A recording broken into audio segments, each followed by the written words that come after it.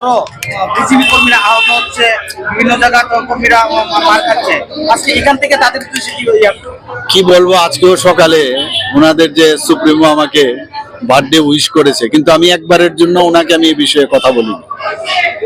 আমি একবারও ওনাকে বলিনি যে এইরকম ঘটনা হয়েছে, আইনের পথে চলবে। এবং সেটা আমি কালকেই রাত্রিবেলায় আমি পুলিশকে বলেছি কাউকে যেন না ছাড়ে।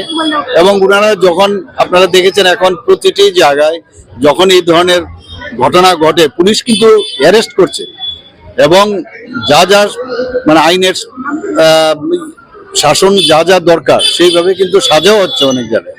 তো আমি বলে দিয়েছি কালকে যে কোনো অবস্থায় যাতে না ছাড়া হয়।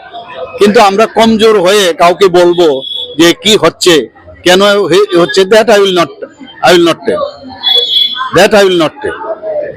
উইশ করেছে ভালো, ভেরি গুড, আমিও উইশ করব যখনই হবে, কিন্তু বোঝা উচিত। এবং একদিকে বলছেন যে আমরা এই ধরনের যারা করছে এদের কোনো জাতপাত নেই, কোন ধর্মের কোন রাজনীতির গোষ্ঠীর আমরা জানি না। আবার আরেক দিক দিয়ে এই ছদ্মবেশে ওনারা এটা করছে, ওটা বোঝা উচিত এই রাজনীতি না করা।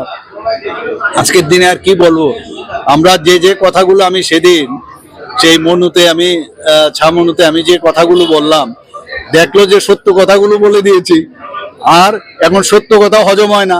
এটাকে মানুষকে বিভ্রান্ত করার জন্য আবার সেই গোয়েবলসও কাদায় বলছে আমি নাকি অজ্ঞ, ইতিহাস আমি জানি না।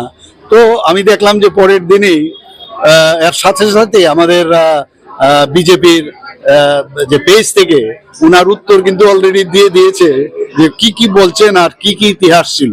তো কি বলবো না, ওনারা তো এইভাবে রাজনীতি করে এসছেন, সামনে একরকম বলেন আর পিছনে আরেক রকম বলেন। আর এই ধরনের রাজনীতি মানুষ পছন্দ করছে না, মানুষ বুঝে। আমি সব কটার প্রশ্নের উত্তর ওনাকে আমি দেবো।